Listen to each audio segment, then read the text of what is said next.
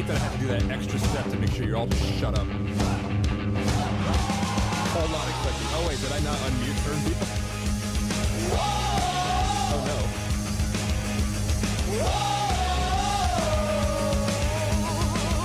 No, you're all unmuted. God, I hope that's how that works.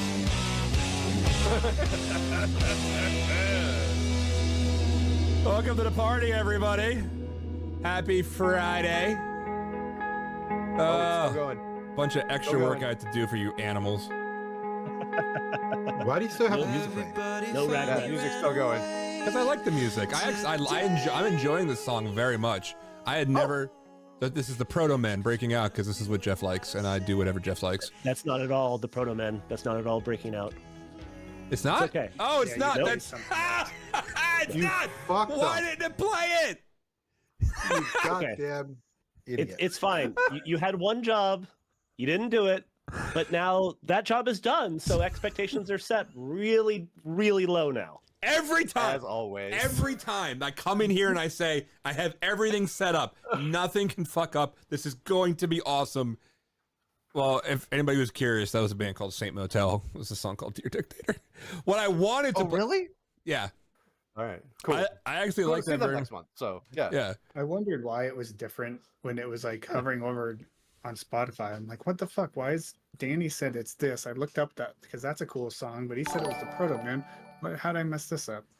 I thought. Oh, we got a new follower, and the alert is not where I want it to be, so I can't see what the follower's name is.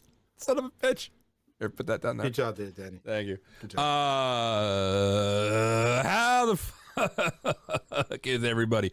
Yeah, no. Oh, I know what it was. I thought it had fixed itself. I went to go play the song and it said not available right now. And I hate when Spotify does that.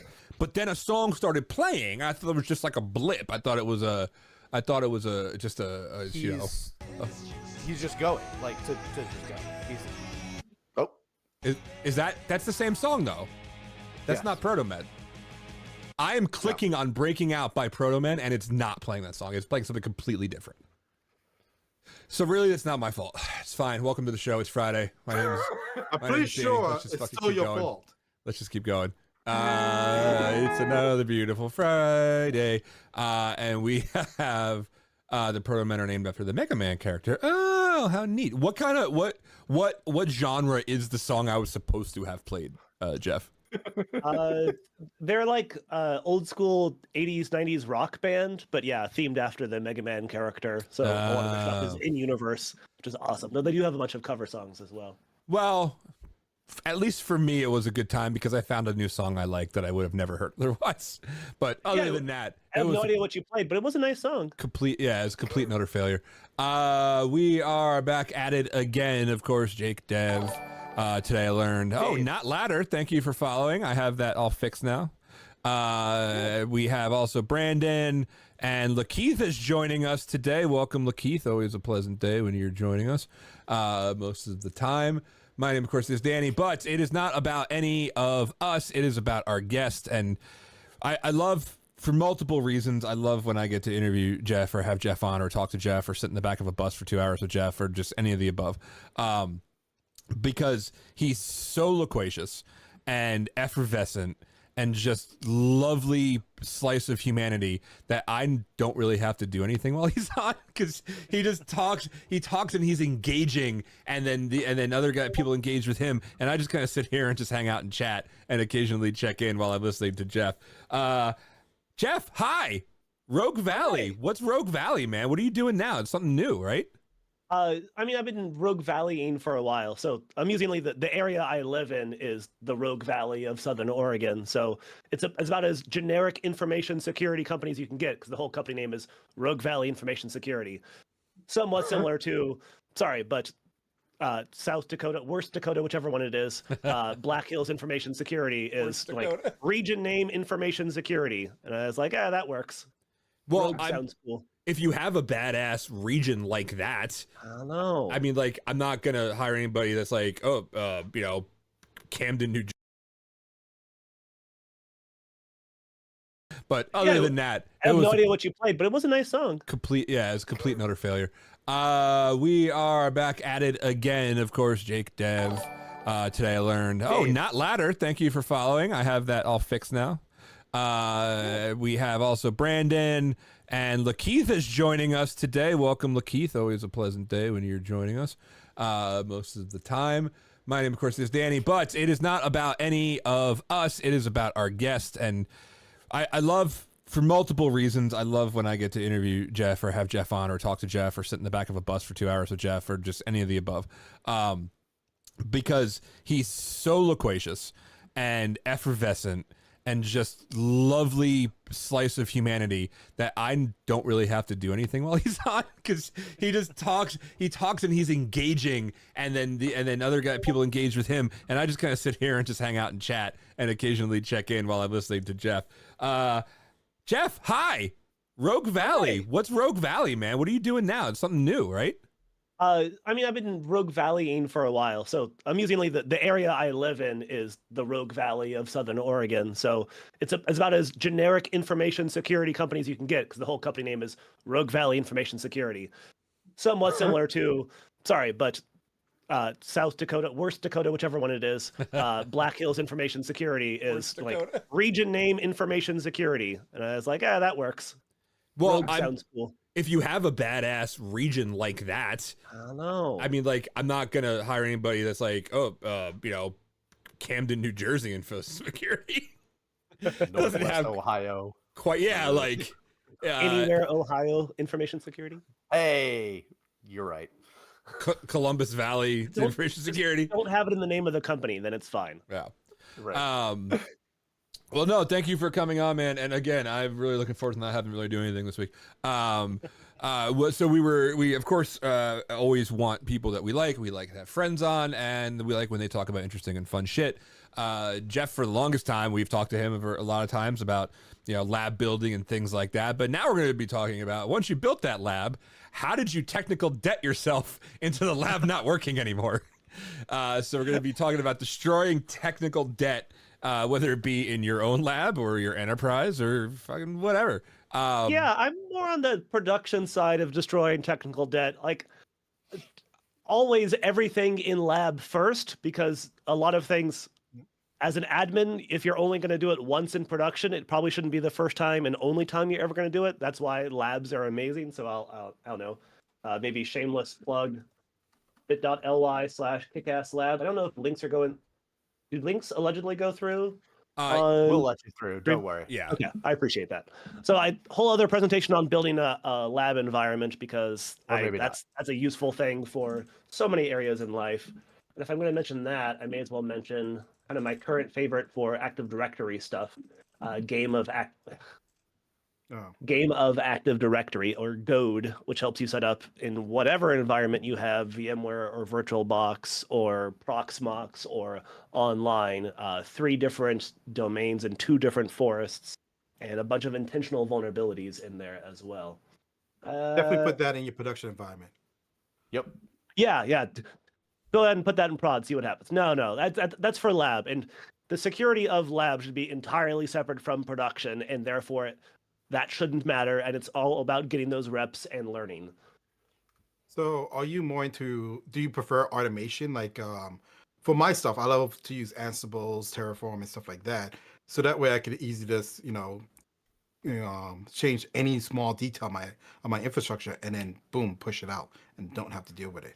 If you're going to be doing it a lot of times, then yes. So things like the Game of Active Directory itself have a lot of Ansible along with a lot of scripting. That said, I do a fair bit of automation from ISO to final VM on the SAN side of things, like Packer. And you could do Packer to start from ISO and then do Salt or Ansible from there. I confess it's mostly PowerShell on the Windows side and Bash on the Linux side. The troubleshooting is easier, and a lot of the benefits of Ansible are if you're trying to configure different operating systems for the same idea. Install the latest version of Apache or Nginx or whatever and have the same meta package name. If I'm always going to be doing the same OS, it doesn't benefit me nearly as much. So part of it's being curmudgeonly, and I don't want to learn a new thing when the old thing will do. But also, as an admin, I rail against complexity. If the simple thing will do, stick with the simple thing until you have enough of a problem that it's worth the complexity of another layer of complexity, right? There's one of the old truisms of computer science. All problems can be solved by one more layer of abstraction, comma, except for the problem of too many layers of abstraction. No, I get that. It's just, there's times where you have your infrastructure, you accidentally delete it, and then you have to rebuild it in a quick fashion, and it's just like, yeah, that's kind of like parallel SSH. Hey, sweet, I can solve problems en masse, but I can cause problems en masse like nowhere else before. Automation lets you screw up way fast. Go ahead, Jake. Dave is speaking from experience about 6 weeks ago now at this point. Is that right? Probably. That sounds about right. Yeah. What happened? Yeah, that sounds about right.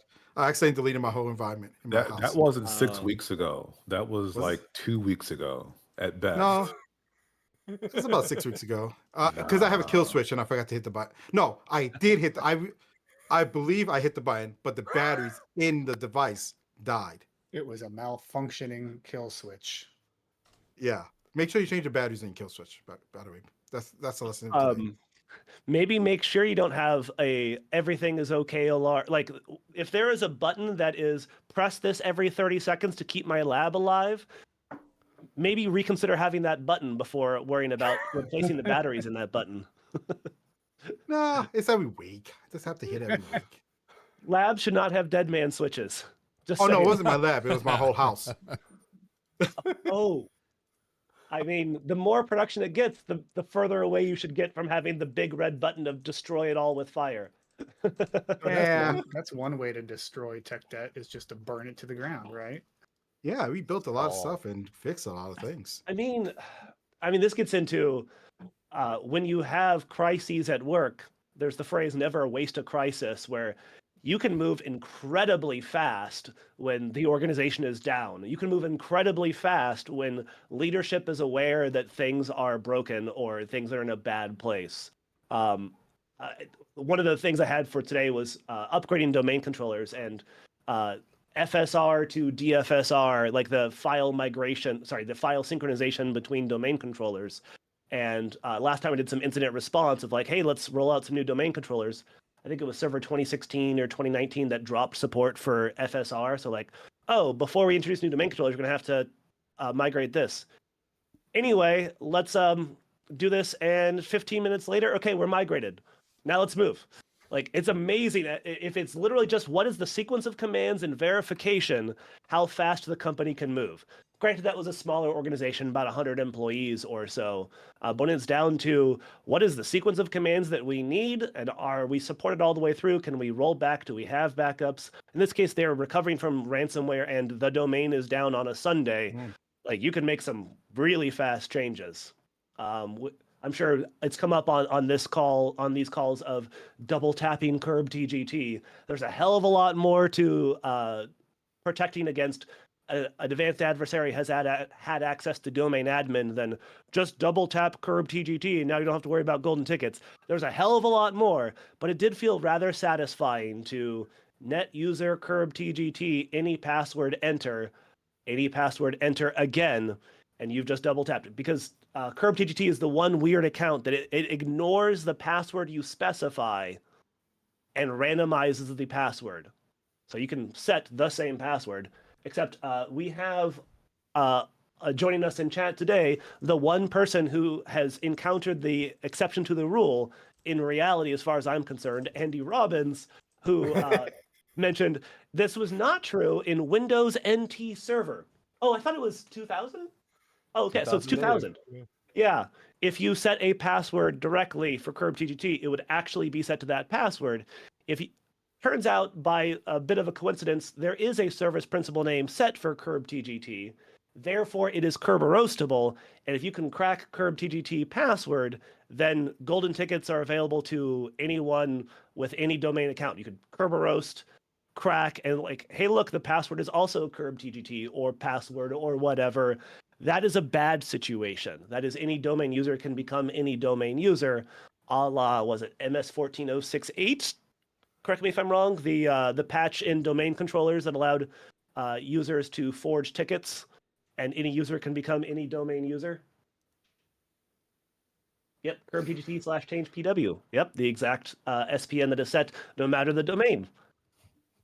Well yeah, said. we when we were first transitioning some of our tooling, we kept having that pop up as a duplicate domain or a duplicate spin in multi-domain forests. Oh yeah, And I yeah, was because like, it's oh yeah, set yeah, per duh, it's domain. the same thing on all of them. Yep. Yeah. Because curbtgt is per domain. The literal built-in administrator is one per forest. No? RID 500. Yes, I think. Nope, per domain. Is it per domain? Oh yeah, because you'd be joining. I guess that makes sense. All right. Yep. Okay, so let's get into actual topic. We briefly mentioned FSR guy. to DFSR. Go ahead.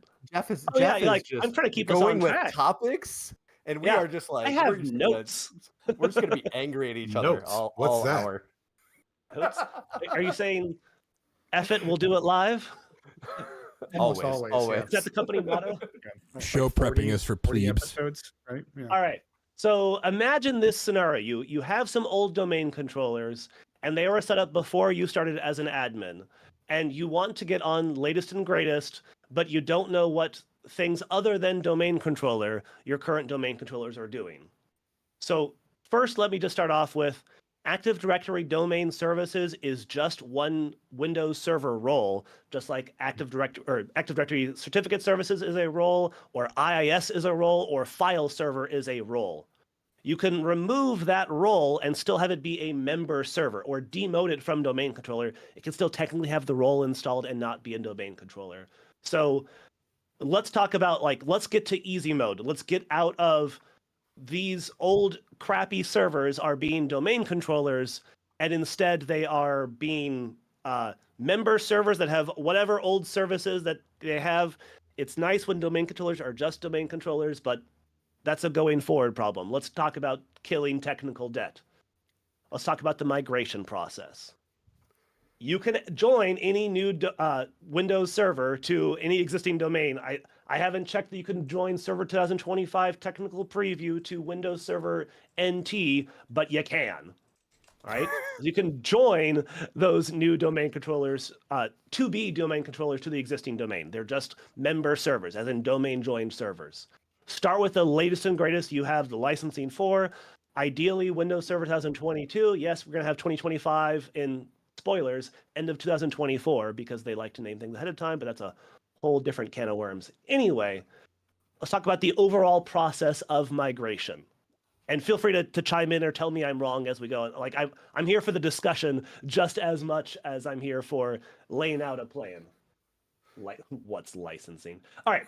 So add a new domain controller. A new Windows Server 2022 machine has joined to the domain. It's just a Windows server, right? You can install Active Directory Domain Services, the role, and it's still just a member server. Afterwards, it'll ask, hey, would you like to promote this to a domain controller? Yes. Promote it to a domain controller with whatever IP it has currently. It'll be just one more domain controller. It'll replicate. It'll take a little bit of time for it to replicate. If you're talking about fast links, we're talking about minutes to hours, not days or weeks. If you have really slow links, you have other problems, and there's things like NGDS util and install from media sets, but that's not a problem that most mere mortals have to worry about, right? Mostly that's a tool for pen testers and red teamers and proper villains to make copies of domain controllers so they can crack hashes and all that fun. All right, so you added a new domain controller. You promoted it as a domain controller. There's a whole sequence of commands to make sure a replication is fine. I'll gloss over that for now, but if anybody wants to share some links, we're fine with that. Next is, it's a functioning domain controller. It has its own static IP, even though you're probably not going to be the existing IP of old domain controllers. You're going to pick a new static IP. Change DHCP over to it. That'll help your DHCP joined systems move to it, and it's going to be tested for a while. But you're going to have the problem. This is a problem a lot of people encounter in non-lab environments. You have old crappy machines that are hard-coded DNS to the old domain controllers. So how do we solve this problem? I'm going to make one underlying assumption. that you don't have old crappy machines that have DNS servers hard-coded to one DNS server of one domain controller. If you have that problem, I'm sorry, by my outline, you'll find out in production. That's one of the most Assuming you had menacing two things I've older ever heard. You'll find out in production. I Yeah, mean, nothing you wrong can with only having work one. around this for a while by moving DHCP, and then, as I've mentioned before we started, run something like Wireshark or Tshark on the domain controller, look for inbound DNS requests from non-domain controllers, and see who is still hard-coded by source IP, then find out how to admin those machines. You'll probably end up adding to your asset inventory by doing so. You forgot this. What was that when you word? said- Asset. Pronouncing very carefully so that Danny doesn't go off on a rail or some other permutation of that word. Wait, what about me now? Sorry, I wasn't paying attention. What happened? Yep, sorry. I said asset. It's okay. No, asset it's rails. Don't worry. Danny, are you familiar with the Asset rails? it's not like you told me to unalive myself like Dev did before we got on. You're I thought fine. he told me. Yeah, I told that to Jake. Oh well, in that case, it's fine. It's fine. Way to play the victim there, Danny. Next, So- you're going to assume we're doing least privilege. I mean, Andy, come on. I'm Eh. assuming, like, I feel like most admins, if they're going to hard code DNS, are like, no, I'm going to plug in 2 IP addresses because there's 2 spots there. If you only had one domain controller, you have other problems, and you should proceed a bit more carefully. For the record, it took me a long time to become okay with this, but I am totally fine with upgrading Windows servers of domain controllers of 2016 and above. I am not okay with anything before that. Why 2016 specifically? Because that's when they moved to the kernel versions tied to the Windows Server versions, just like when it's been that way since XP 64-bit Service Pack 3, or Service Pack 1 on the 64-bit side, to be particular. Anyway, but upgrading on the prior builds was an ugly, ugly process. Server 2016 and above, though, it's the same as doing a new build update, like Windows 10 1607 to Windows 10 1701. It's much less big a deal. It's like a slightly bigger Windows update. And yeah, you can add more Are you to in the Are you in the camp of having a domain controller per user? one domain controller per user. No, gosh, what is Okay. the Microsoft documentation is 1 per Windows domain controller role. Like minimum 2, 3 is nice for bigger orgs. If your problem is the actual load on domain controllers, you have a team of domain controller admins at that point, because there are bigger problems. A single domain controller, from a load perspective, can do 50,000 users just fine. From an actual like CPU and memory and disk resources load perspective. So it's not for redundancy in terms of the load and spreading the load, like load balancing. It's just for the sake of, can I reboot how many machines at a time? Right. So- or different across different sites. Yeah. Anymore. Two per site is nice. If you have enough cross-site bandwidth to fail over across sites and have the secondary and tertiary DNS servers be set across site, that's totally fine too. Right. I think a lot of the old guidance is based off of like back when networks were not nearly as fast as they are today, where you're thinking these slow links actually meant like slow instead of like sub-instantaneous networking. Yeah. So, yeah, a lot If of you have things- like 100 megabit site-to-site links, you're fine. Stop worrying. Yeah. If you're constantly saturating your bandwidth, then again, you have other problems. I'm less concerned there. But yeah, 2 or 3 if you're larger. If you have crap tons of domains, your next problem is to consolidate down domains. But that's a topic for a different rant and a different Ooh, time. that's a big one. Yeah. Oof. Yeah. I have had literal finding on Pentest Report of effectively nobody at your organization can name all of your domains, and that's a finding. Because you can't secure what you can't understand. So your Yeah. next major project needs to be consolidating down to something you can understand. I hear there's had a a- software as a service product called Trimarc Vision that can help you with understanding the administration cross-domain, cross-forest. And that's all well and good, but also create an environment that someone dumber than you can administer. Because if you're at the end of your possibility administering and upgrading, etc., then make it easier for future you, make it easier for your replacement. Yeah, if you can't understand the trust mapping, if Bloodhound can visualize the trust mapping and that's something useful to your organization, like it is almost always an appendix in my pentest report of here's a visualization of the cross-domain, cross-forest trusts because nobody at your organization knows them. And it's not every domain to every domain. It's transitive cross-forest trust here, cross-domain trusts here, etc. Yeah.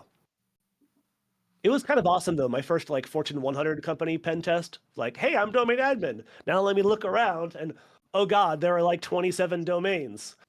Hey, I'm how do I domain get to my admin next and I'm one? allowed to be. Yeah. I mean, we have other things to talk about, I swear, but we're going on tangent after tangent. So let me That's what we do. Welcome to the show, Jeff. let me Hi, just hi. emphasize, I'm sure it's been said here 1,000 times before, the security boundary is not the domain. The security boundary is the forest. Active Directory domains are replication boundaries, administrative, no, I shouldn't even say administrative. They are technical boundaries that domain controllers in the same domain or in different domains care about. They are not security boundaries. If an attacker is domain admin, consider that forest compromised.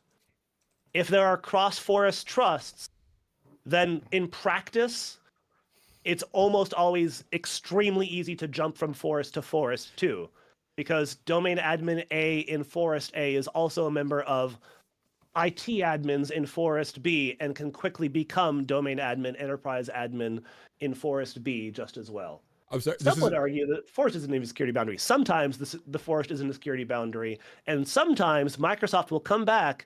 Microsoft MSRC will come back after several weeks and say, upon further examination, we believe that the attack you've described is the protocol working as expected and is not a real security boundary. Sorry, this is That's one of what the most. MSRC is. It's actually been replaced by just a bot that waits for 2 weeks and then replies back. This is the protocol working as designed. This might be one of my favorite comments ever in chat from another medic.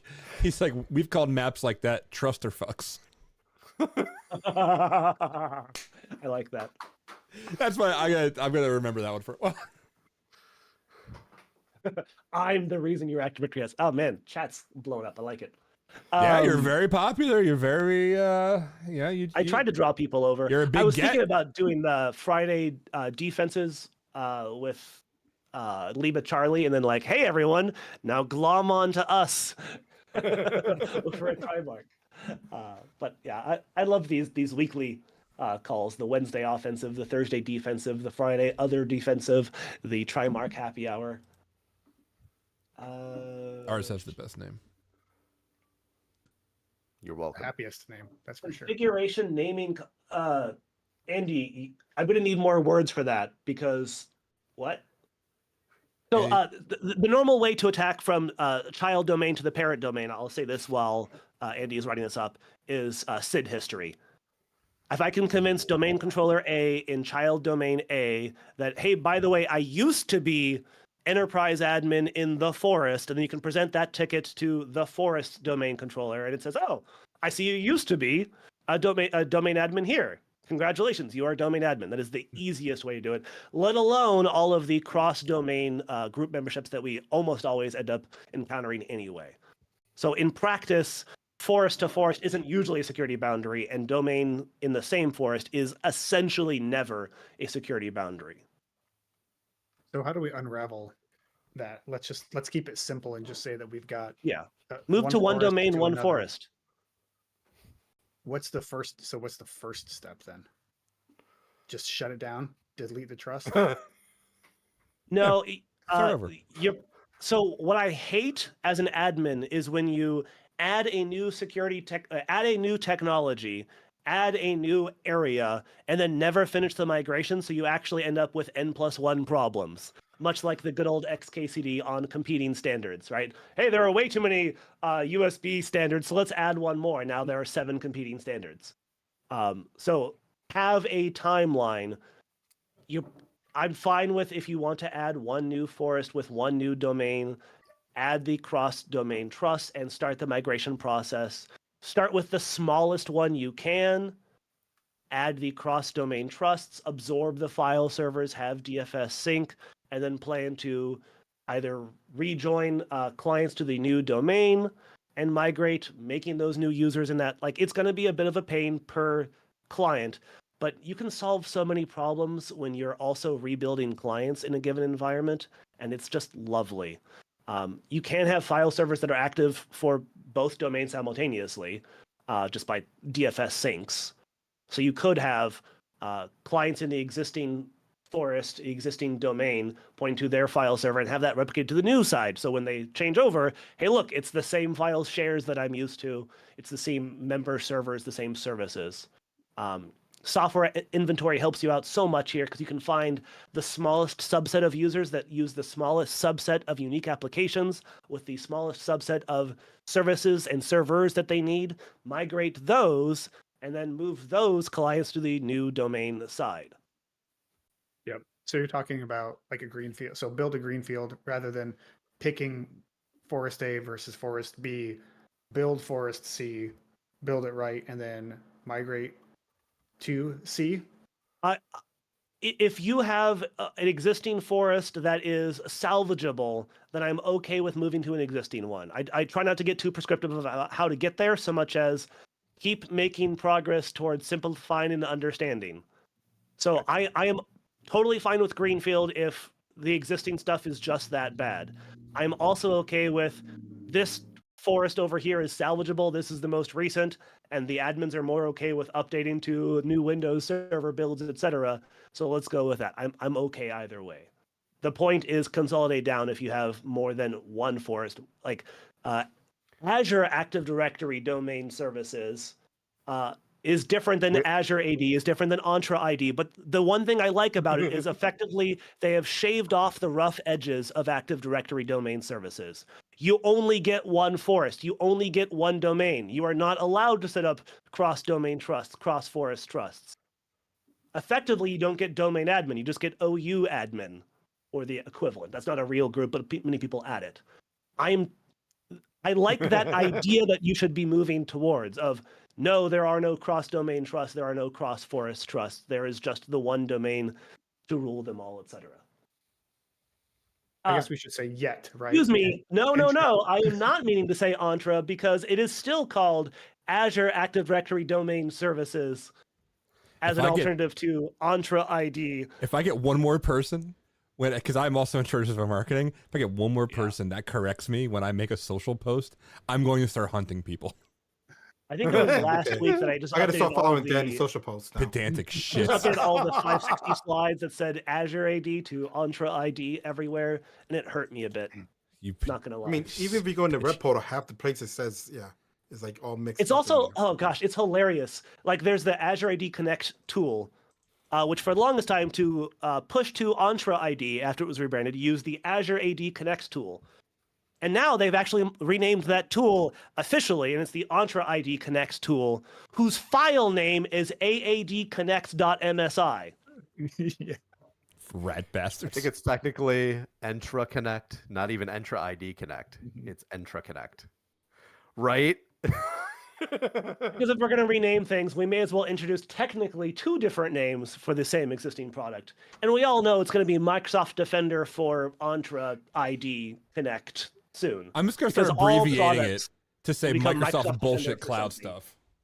Yeah. I mean, how else are they going to charge you double the price? MSBSCS, Microsoft bullshit cloud stuff. Danny, to charge double the price, you have to have two names. That way you can charge for each name. That's like 7 names in one thing. I'm making them money. So you're getting a deal. You only pay double the amount for 7. It is technically correct to call it Azure AD because you only get Entra ID if you pay for E5 licensing. Oh, we had an E5 discussion the other day, and I lost all shit when they started 2 words in. I'm like, I don't get it. I'm not talking about that. we were talking about certain other things, and somebody brought up the E5 shit, and I was like, you know what? I'm glad I don't do this for a living. I'm glad I just make memes for my company. All right. Let's just get started. No, we're not going to restart, but just so I say it all in one like 5-minute blurb, let me spiel about getting to latest Windows Server domain controllers on whatever existing domain you have. So let's say you have 2 existing Windows Server 2003 domain controllers. I'm sorry. You're probably going to have to take an intermediate step for the FSR to DFSR. But I have a client that, like I was talking with last week, and it still has a Windows Server 2003 domain controller and still on, therefore, domain enforced functional level 2003 R2. So add new Windows Server. Promote to domain controller. It has a static IP. Then demote one of the existing. Change one of the existing's IPs to some new IP. Subsume that IP. Let me use A, B, and C. You have existing domain controllers A, B, and C. Sorry, existing domain controllers A and B. You add new Windows Server C. Steal B's IP address into C. Now all of the existing requests to that hard-coded IP, you will have some. They go to C just fine. Repeat.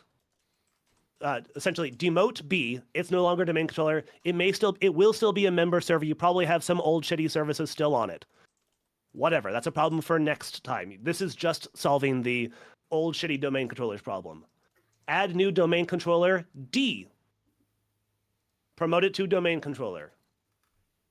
Swap out A's IP address to any new IP address. Take domain controller D. Give it A's IP address. Now, all of your old shitty servers that have hard-coded IP addresses for DNS point to the 2 new domain controllers. Now, demote original domain controller A, and now you have swapped out, and now you can do the domain enforced functional level upgrades. There will be a new one for the first time in a very long time with Windows Server 2025, but that's not coming out yet. So all of this would be bringing you to... it wasn't just me trying to diagram it. Yeah, there's the whole other things of removing services like print server. They should be disabled on domain controllers. That's a bigger problem. With that is a problem for coercion. That is a much bigger problem if you enable NTLM v1, but you'll solve that problem by moving to Windows Server 2025. I have a whole separate discussion on protected users group and how awesome it is. And you should at least move towards all of your domain admins are a member of protected users. It is the ideal kind of change to make because it only affects IT. I would love for you to make your way towards all users that are admins anywhere according to Bloodhound are also a member of protected users. That would be awesome, but that is the platonic ideal and not something you're going to make your way towards immediately. But it is something you can test because adding each new admin, and if things break, roll them back and figure out what broke.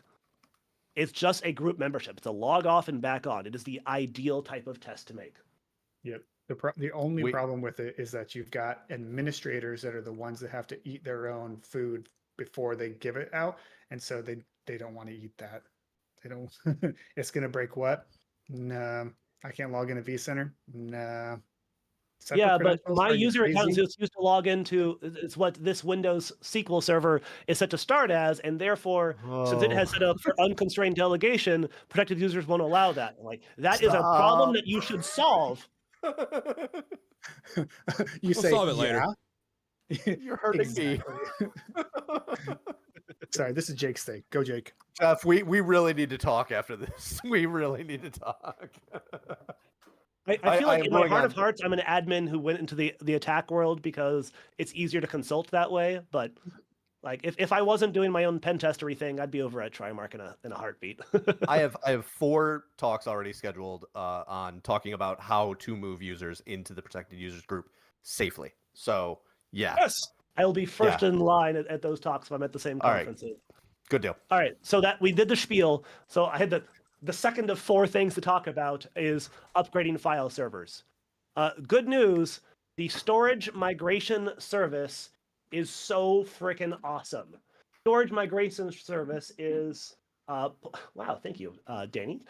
Storage migration service is point this service at old domain controller, at old file server and new file server, and it will take over the soul of the old file server after replicating. It's essentially, for the Linux folk, it's rsync, and then it swaps into the old IP and the new old host name. So clients don't know that they're talking to a new file server. You just have a cutover point and as many arbitrary syncs as you want beforehand. You can also subsume multiple file servers into one this way, which is awesome. Hey, I'm a moderator now. I have powers. Ooh, shit. I was supposed to be a secret. Everybody's gonna want it now. I know. The two things you'll probably have to do.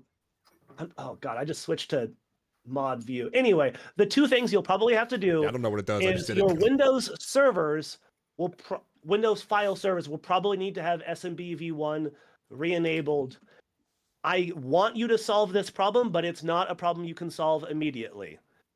You will probably have to solve this problem on file servers over time, and I don't want it to slow you down from upgrading the file servers themselves. Windows clients can probably have SMB v1 disabled. In fact, they do by default for new installs past Windows 10 1607 and above or so. Andy probably knows it offhand. If they don't use SMB v1 in the first N days after install, I forget N and I forget the exact Windows Server build. Anyway, the other problem you're going to have is you have Windows clients accessing a file server by the improper name if you also change like the naming scheme over time. And there is another link I've shared for essentially a registry key that you set on the Windows server side that says, hey, I accept you calling me server name file1, even though my actual name is like Trimarc FS01V. As a complete aside, since we're ranting about all the things, naming schemes are a useful thing. I like encoding the site name, the service. Site name, building name, if you have multiple buildings in the same site. Purpose of the server. Start at 01 and move your way up. You never reuse numbers. You only count up. And then I like to have a suffix of P or V for virtual or physical. So you know if you're looking for a physical box or a virtual one, but you do you. All right. Complete aside, unless you want to rant about or server names for a moment here. No, I mean, yes, but that's not that kind of show. So my question, my question of you is why? So, why are we focused so much on the operating system and not the protocols when we're talking about upgrading DC or a file server? So you get new capabilities that so for the most part, Windows 10 can be about as secure as Windows 11. They've turned more things on by default, but defaults matter. But on the newer OS side, file servers get new versions of SMB. You have, I don't know, like Quick for SMB, UDP, Azure File Sync. You get a lot of new capabilities added for free. Let's be honest, the newer the OS is, the more supported it is by most of your architecture. It's also probably a good excuse because a lot of your more critical servers, your PKI servers, your file servers, your WSUS servers, your SQL servers, your DHCP servers, those are probably the ones you don't touch very often. So I'd like to give you the excuse of update to the server because you also figure out how was this put together, and you've now gained a few more reps, first in your lab environment, then in production, of how to actually go about the process. I'm trying to identify the biggest gotchas along the way, like re-enabling SMB v1 because you probably have some old shitty Windows Server 2003 file server that some domain uses. The multifunction printers. Yeah, your crappy MFPs that scan to a file share is the most common reason that you're going to have to re-enable SMB v1. That's the exact reason for the one I did incident response for. Did a bunch of upgrades. I can show you where I got the scar. So I still have the scar from that. Yeah. One of my favorite sayings is corporate policy is corporate scar tissue. We've all been there. Yeah. So yeah, that's a good. So last question on OS stuff. We're talking a lot about replacing OSs instead of upgrading OSs. So a reason that you don't recommend upgrading an OS, like let's say you've got one of those servers who you literally don't know what's installed on it and you are so afraid to break stuff. Can I do an in-place upgrade? Windows Server 2016 and above, I object much less strenuously than I did prior. I would hold the line prior because you're just kicking the can down the road. of now it's even more of a special snowflake that nobody understands inside the environment. It was upgraded from Windows Server 2000 to 2003, 2008, 2012, 2016, 2019. Let's be honest, it probably never got to 2019 anyway. But at that point, nobody understands it, and you're gonna have to bite the bullet of understanding it at some point. For lab environments, like if you trust your admins, they should be able to take a backup of it, restore to lab environment, and test the process. If it has some critical service that Windows clients rely upon that point to it, then bring over a Windows client build as well. Bring a couple domain controllers, and now your lab is a literal clone of production, and go through the process ahead of time. So I'm Well quite said. happy to test ahead of time, but I hold the line at no, it needs to be a new Windows OS, because then you'll have bitten the bullet and understand what's on it. Yep. Otherwise, we 100%. all have those boxes where there's server uptime. Like one of my favorite things to do as a pen tester is sort by OS install date. And that's my hit list of machines that nobody understands, they're not well managed, etc. It should be your hit Fastest list way- as an admin as well, of understand these. Everything that is install date of before I started at the company is next on my list to understand and replace. Yep. And that's also how you find the Unix administrators that are administrating your Windows boxes. Ooh. Fair. I'll do a small aside. One of my favorite things is cheat codes to find the unmanaged machines. So how do you find the non-domain joined boxes? Because if I could draw right now, I'll draw a Venn diagram. Here's a circle of the well-managed machines in your environment. And now let me draw the same circle, and let me instead label it as the domain joined Windows machines in your environment. It's the same circle. So how do you find the non-domain joined, non-Windows machines, or either of those two? On your border firewalls, search for outbound NTP traffic. Those are usually sourced from your non-Windows, probably not managed machines. Your Ubuntus, your Debians, your Fedoras, your Red Hats, etc. do time sync. And they're going to do like pool.ubuntu.com or whatever they use for NTP. Sweet, now you found a source IP that you can go hunt and destroy. On a similar side, I like using WPAD on the Windows side. So web proxy auto discovery, great for responder, great for attackers. You probably don't use it for pushing your proxy settings around your environment, but it is enabled by default. So you can add, some people are like, well, just disable WPAD. Well, yes, disable WPAD via group policy, via Intune, via SCCM, via whatever, but also add a DNS entry for it. And all of the clients requesting WPAD.your DNS suffix, or failing over to just broadcasting, hey, who's WPAD? Those are your unmanaged, or the boxes that are ignoring group policy. And in either case, that is a very interesting set of machines. Seek and destroy. Nice. Oh, I'm sure you've all had your fixes over time for finding those unmanaged weird machines, but yeah, it's a nice way to find where the cruft is inside your environment. Unplug cables and see who screams. That's always my favorite. I mean, scream tests work, but you burn political capital to do so. And at some points in your career, you're going to have political capital to spare. Recovering from active incident, you can make some very quick changes and scream test just fine. Because everything is down, and the faster we recover, the less likely we have to pay the ransom. Totally fine. But you're probably not overflown in political capital for most of your career. Therefore, you gotta play nicely. Wild card for WPAD, yeah. Blue Tuxedo, yeah. Blue Tuxedo's awesome. buddy. Go ahead. I just said thanks, buddy. That's all. Yeah, okay. Probably enough on file servers. Oh, one last point. You probably have some old clients that somebody added, even IT added.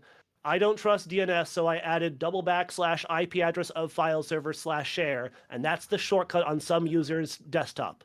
So if you add a new file server, you subsume its name but not its IP, some clients are going to be upset.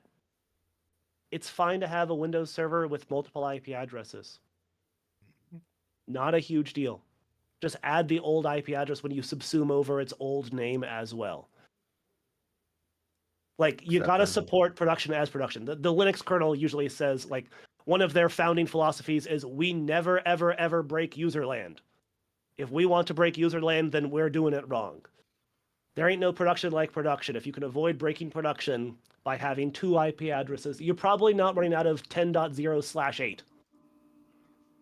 So take 2 IP addresses. It's fine. All right. Other topics there? Because I have more to talk about. We got like 8. ADCS. I would actually love to talk about ADCS. We have like 8 minutes left, but I want to save. I want to save you. I want to save you for next time. I want more Jeff, and there is the principle of scarcity. We can't give Jeff to everybody for so long because then nobody will come back. So we want Jeff to come back to talk about ADCS and whatever he chooses to rant about. On next episode of Dragon Ball Z, I'll be talking about upgrading your print servers, your WSUS servers, your DHCP servers, adding WSUS database maintenance because Microsoft sucks at adding indexes, and as a bonus, Active Directory certificate services can be a net positive. Move everyone to YubiKeys. It'll be great. You're watching a different version of Dragon Ball Z than I am. That's really I was purposely quiet and let you say that so I could chop that later and overlay it on something. So I'm probably more likely to watch that version, to be completely honest. Jeff, we got Will Frieza be able to overpower Goku's SMB version 3.1? Will Steve Cyphus finally fall to the last NTLM V1 machine? Who will win, SMB V1 or Ned Pyle? Find out on the next episode of Trimarc Happy Hour. I can't wait to use that. That's awesome. All right, this is awesome. I can't wait to have you back up here, Jeff. Thank you so much for hanging out. What we normally like to do at the end of the show is discuss either we had a great week or a shitty week. It was something big that happened. Hey, 2 new Luna and somebody else had followed. Oh my god, I had their name in my head 2 seconds ago. And yeah, dude. So you're a huge get. It was absolutely the Dragon Ball Z. That's you what are. did it. You are gold. You're a huge get, and you should be charging not us, but charge other people to come on their shows. Everybody else, yeah. Oh man, we even have Bill Sepp. Hi, Bill. Yeah. Bill was here last. Yeah, Bill was our guest last week. Yeah. I meant to join last week. Couldn't. Sorry. Did you have any particular wins this week, Jeff? How was your week? Did you have anything that really stuck out to you this week? Past Jeff has already forgotten whatever I've done this week. So That's fair enough. Bring up my own calendar because I'm already this oblivious. Yeah, I had some fun wins. I had my favorite C2 is ssh.exe. For Windows clients, why would I use anything but ssh.exe to give me access to a target environment? Because if everything else fails, the thing that I most want about C2 is the internal network access, because on the average environment, I mean, you all have seen a lot more internal environments than I have, but the average internal IP can reach every internal IP. So if I lose everything else, outbound SSH starting automatically on some random user endpoint, if outbound SSH is allowed, I now have access to that environment as long as that machine exists. Fantastic. I think that was a fun win. Yeah. We got a few more minutes left, so we could actually go around the room. Lakeith. I got nothing, man. I'm just happy that we made it to spring break for the kids. So that's a win. That's my win. Like, I survived. Do yours stay home? Do yours come home for a spring break or like? Yeah. Yours come home for. We're gonna kick them out to my mother-in-law's house for a little bit, but. By come home, I mean stay home. Like, well, actually, I don't even know how old your kids are because I'm a bad friend. It's fine. It's fine. No, I don't know. Come home, stay home, whatever. I knew what you meant. So that's really what counts. Thank you, Lakeith. It's always Dave over there talking shit. Fucking Dave. Fucking Dave. Classic Dave. Brandon. I just realized we're calling him Dave. He told us to call him Dave. He's like, in this country, it's actually pronounced Dave. So, okay, well, actually, we're going to call you Dave. Okay. All right. Well, I'm not calling Unfortunately, Dave's here, man. I'm excited. I'm a little disappointed that nobody made fun of all of like the shit that I've got in my beard and in my hair. It's because the show is about Jeff. It's not about you, Brandon. I mean, I brought unicorns on my shirt. Nobody commented on that. I guess they yeah. We don't Can't make see fun it, of each but- other's appearance here, Brandon. We are very appreciate that. respectful of your choices. It's the Wait, first what time show are we've you said watching, ever. Jake? Yeah, we don't tell each other that we hope they're dead or anything. Now's when you can like roll that footage every time they made fun of me for something. No, so I'm shaving Look, my what head. happens at conferences don't count, Brandon. It's okay. I forgot about that. I'm shaving my head and my beard tomorrow. So this is like the last hurrah. The kids got to have fun and like put my hair in braids and put little ponytails and stuff. So I like the one in the beard thank the you, most. Syntax. I think it would be extra awesome. I would just go all in on it. Have it be a pink bow. Oh yeah. Yeah. It'd be The tie beautiful. is fun, but a little bow. I thought you were closing your hair cosplaying is so cool. a dwarf or something for some Lord of the Rings thing or something. Yeah, I'm in cosplay right now. He's LARPing after this call. guys, he I has got a to lot end more at 3. I growing got a on the LARP beard. I got to get to. All right, go. All right, Damien, why don't you go then? I don't want to Oh, go. stop. Jake, you go. I don't know, stuff.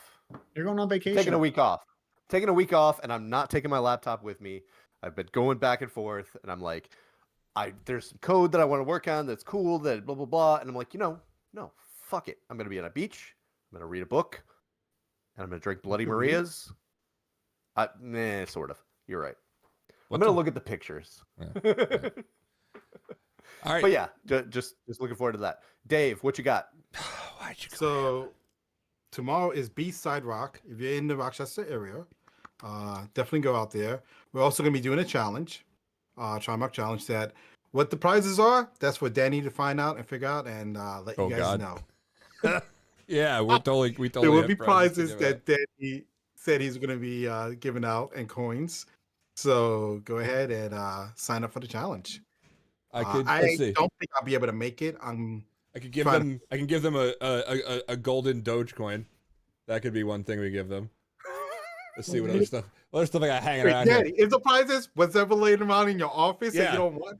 How about the Cylon battleship from Battlestar Galactica? You think that'd be a great prize for us to give somebody? Hey, wait a second. We're nearing the top of the hour. Danny, tell us about your week. Oh, What are your awesome wins? Ooh. as I'm the host, I don't have to, but I will. It's fine. You, and that's not a cop out. That's legitimately not a cop out. One of like, I've told this story a few different times, but like, it's hard for me to always remember like how or where I met somebody because I am privileged enough that like I got to go a lot of places very early in my career, and I still do, and I meet a ton of people. And I do a lot of different things with a lot of different cliques and people and things. So it's hard for me to kind of trace back, for a lot of people where I met them.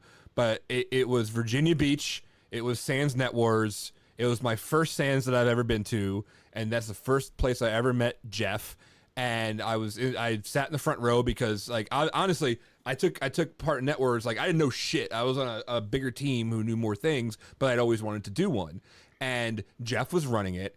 And I shit you not, one of the most electric personalities, entertainers, just a natural holder of court.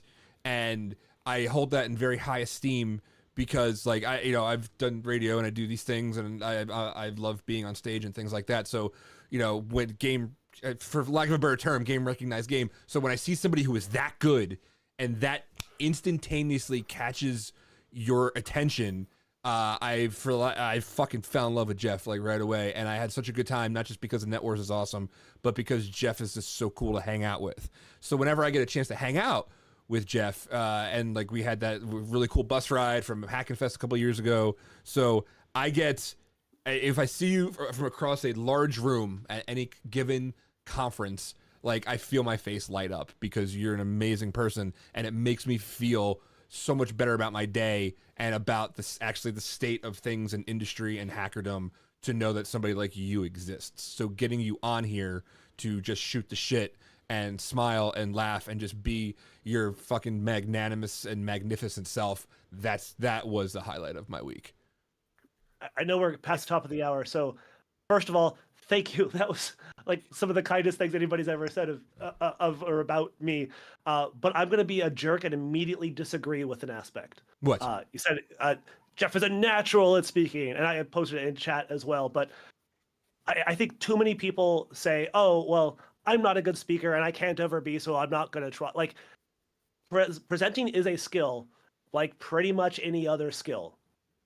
Your potential is higher than where you are now, no matter where you are now. And you can improve, and like anything, it improves with doing more reps. So it can start with a B-sides, it can start with present amongst your own company, it can start with present to a single coworker some idea. Because my favorite thing about imposter syndrome, oh gosh, I'll have to, imposter, yeah, there you go. Imposter syndrome link going into chat now. Everyone click so you can see the Venn diagram I'm referring to. People always think of imposter syndrome as what I know is a subset of everybody around me, and that is never true. The right side is always true. You know some things that everybody in your group does not, and other people in your group know things that you do not. So take it this way. You can learn something from anyone else. There is always something you can learn. And there is always something you can share to help that group learn. It's a much healthier way to think about imposter syndrome. Hey Jeff, just take your goddamn compliments. Like, just take the compliments. You cut the show. But that is an important distinction. That like, you make it. I should have said you make it seem natural. I don't know if I've ever told you this, but I've had this conversation with a couple of these guys right here about how even though I do all of that stuff too, I used to have a stutter that I couldn't get out the word hello. I couldn't have a conversation like this. And then I decided to go and take a chance and go into radio. And then I figured out when I have a microphone in front of me, that shit doesn't happen. And then it built on top of that. And then but I still take my cues from people like you. And because I watch styles and personalities, and I take a little bit from here and there, and I've taken quite a bit from you. But yes, I also had to grow into it. So important distinction, but also just shut up and take your compliment. Anyway, that is the show for this week. We had the Love Fest that went 4 minutes over. That's fine. 4 minutes is good for a Love Fest. It's about how long Jake usually lasts. So next week, I believe we have who? Nathan McNulty, right? Is that who's coming on? We got week? Nathan, Yeah. but Jake, congratulations. 4 minutes. Yeah, that's right. Been practicing. Excellent. Usually that's time for a cuddle afterwards. Yeah, or like, and talk about your day and stuff like that, like how we do at the end of the show. So next week, Nathan. Other than that, we do this every Wins for Friday. the week. What's that? I said wins for the week. Wins for the week, baby. I lasted 4.5. We do this every Friday. And if you want any of the old episodes, they're up on YouTube. We're also up on Spotify. If that's how you do get your information, you don't want to watch a video, you want to listen. If you're listening to this right now, thank you. I don't actually watch videos. I listen to audio, so I don't even eat my own dog food in that respect. But we have that. Jeff does a lot. He gets visit. Was it RogueValleyInfosec.com, right, Jeff? For you? Yep. Yeah, Rogue Valley Infosec for Jeff. If you want to hire Trimarc. It's a shitty website, but it has my email. It's Jeff at Rogue Valley Infosec. No, your website doesn't matter. It's you. You're the get. If you want Trimarc, TrimarcSecurity.com/services. We do Active Directory. We do Microsoft Cloud bullshit. We do VMware Virtual Infrastructure. That's what I'm calling it. MSBS CS. MSBS. Yeah, Microsoft bullshit cloud stuff. Entra, whatever. That's all up there, and all of our stuff, hubbub.trimarcsecurity.com. And as with that, we are now done for the week. We will see everybody next week. The herald angels sing, glory to the newborn King. Peace on earth and mercy mild, God and sinners reconciled. Joyful all ye nations rise, join the triumph of the skies. With the angelic horns proclaim, Christ is born in Bethlehem. Hark, the herald angels sing, glory to the newborn King. Christ the highest heaven adorned.